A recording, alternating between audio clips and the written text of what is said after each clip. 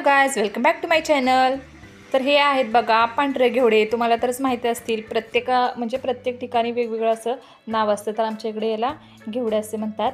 आणि हे आहेत ते उडीद आहेत ब्लॅक कलरचे. तर आता ते भरडायचे आहेत. त्यासाठी हे 2-3 दिवस बघा उन्हात वगैरे वाळवून घेतलेले आहेत आणि थोडंसं कढईमध्ये गरम देखील केलेलं आहे. आता ते बारीक करायचे आहेत, जात्यावर भरडायचे आहेत. तर जातं माहिती आहे ना सगळ्यांना. तर अशा पद्धतीचं बघा जात आहे. आता काय शक्यतो सुरुवातीला कसे जात्यावर भरडायचे, पण आता शक्यतो गिरणीवर वगैरे भरडून आणतात.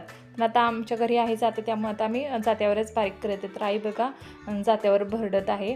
तर सुरुवातीला हे घेवडे घेतलेले, तर अशा पद्धतीचं बघा ते थोडं एका मुठीने त्यात टाकून आणि दुसऱ्या मुठीने असं फिरवावं लागतं. तर छान डाळ वगैरे पडते. चांगले जर वाळलेले असले ना तर डाळ वगैरे मस्त अशी पडते.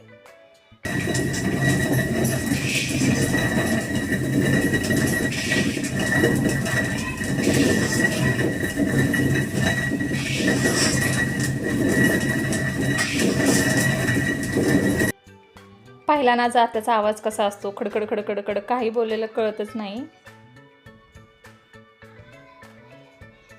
तर आधी घेवडे वगैरे सगळे भरडून घेतले आणि त्यानंतर मग उडीद वगैरे पण भरडायचे होते. तर डाळ बघा कशी छान पडते. ती टर्पले वगैरे ते असे सुपामध्ये नंतर चाळले वगैरे ना की ती टर्पलं एका बाजूला पडतात आणि जे डाळ आहे ते मग राहते. तर सगळ्याची डाळ निघते असं नाही, थोडेफार काय राहिलेले असतात. तर घेवडे झाल्यानंतर मग उडीद देखील भरडून घेतलेलं. उडदाचं देखील तसंच, म्हणजे थोडंफार असतं ते टर्फले वगैरे वरचे असतात ते निघून जातात आणि डाळ आहे ती खाली राहते. तर हे ब्लॅक कलरचे उडीद असल्यामुळे पाकडले तरी ते थोडेफार तसेच दिसतात नंतर. तर दोन्ही भरडून घेतल्यानंतर मग आईने बघा आता सुपामध्ये घेतलेलं आहे आणि ते पाकडते. मग ही वरची जी टर्पल आहे ते एका बाजूला निघतात आणि मग राहिलेली डाळ आहे ते राहते.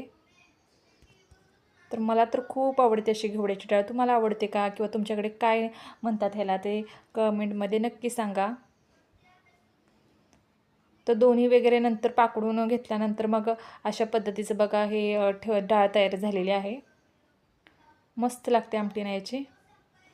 आणि आता उन्हाळ्यात म्हणजे सगळे शक्यतो डाळी वगैरे भरून ठेवतात. परत पावसाळ्यात काही जमत नाही, त्यामुळे तर वर्षभरासाठी लागणारी डाळ वगैरे आहे ती एकदम असे करून ठेवतात. ती ही जी बारकी डाळ आहे ती जो कुट्टा झालेला तो एका बाजूला केलेला आहे आणि जी चांगली होती ती एका बाजूला ठेवलेली आहे. तर उडदाचं देखील तशीच आहे, चांगली डाळ एका बाजूला आणि जी बारीक बारीक होती ती थोडीशी पिशव्या वेगळ्या पिशवीत ठेवलेली आहे, जेणेकरून ते आधी करून संपवता यावी यासाठी.